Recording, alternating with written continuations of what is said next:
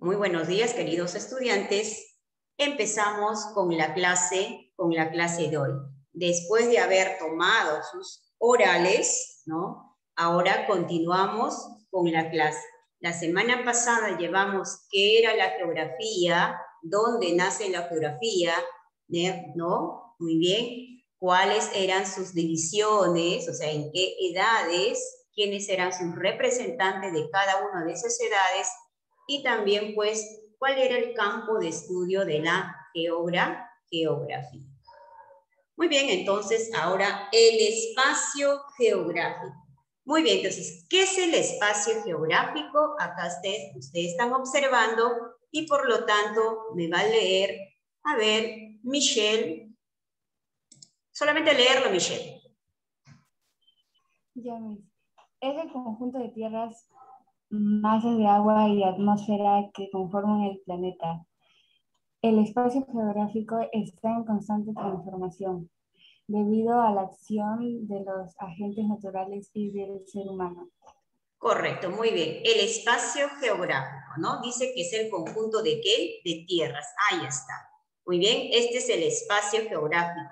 Muy bien. Masas de agua, acá está masas de agua, y atmósfera. ¿Se acuerdan? ¿Cuál era el objeto de estudio de la geografía? Era el espacio geográfico, ¿no? Que conforma nuestro planeta Tierra. El espacio geográfico está constantemente en transformación, nada es estático, siempre va cambiando. ¿Debido a qué? Debido a los agentes, ¿no? Naturales, o sea, la naturaleza se encarga de transformar a través de qué? Del dinamismo de la tierra. Y también, pues, el ser humano, muy bien, que va transformando, va cambiando, como ustedes pueden observar aquí, ¿no? Si antiguamente la naturaleza, que era todo acá, un espacio, un verdor, árboles, ¿qué ha hecho? Simplemente el hombre ha construido sus propias viviendas y de esa manera ha empezado a transformar, ¿no? Crear, por ejemplo, lagos artificiales y así sucesivamente. Entonces, ese es el espacio geográfico. Muy bien. ¿Cuáles son los elementos del espacio geográfico? Los elementos del espacio geográfico, hemos mencionado aquí, y está, natural y cultural, que se denomina, pues, el medio natural, el medio físico, la naturaleza, y el medio cultural, donde está el ser humano. Entonces, ¿qué nos va a ofrecer el medio natural? El medio natural nos va a ofrecer todo lo que son el relieve, hidrografía, clima, etc.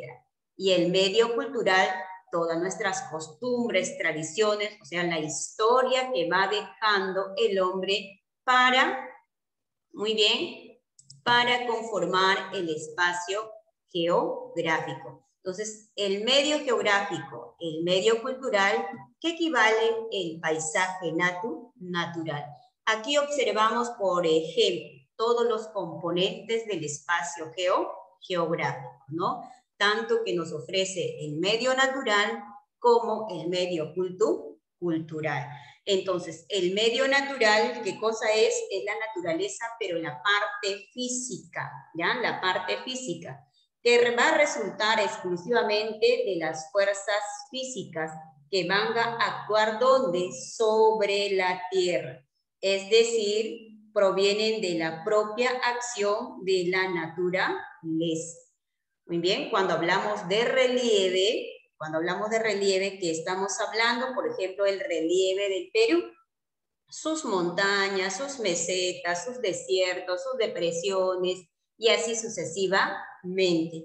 Y cuando hablamos de su hidrografía, estamos hablando, por ejemplo, del Perú, los ríos del Perú, los lagos del Perú, y así, ¿no? Las aguas subterráneas del Perú, sus glaciares del Perú, y así.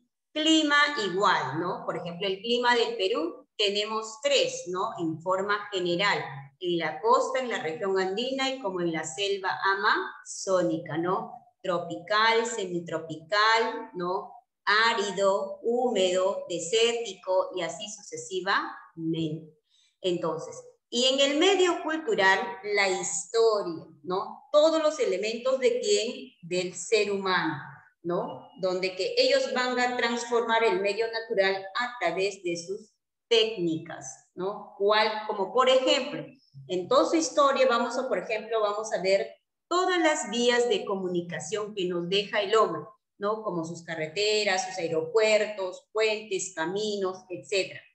Y también va a desarrollar todas las actividades económicas. O sea, quiere decir las actividades primarias, las actividades secundarias y las actividades terciarias.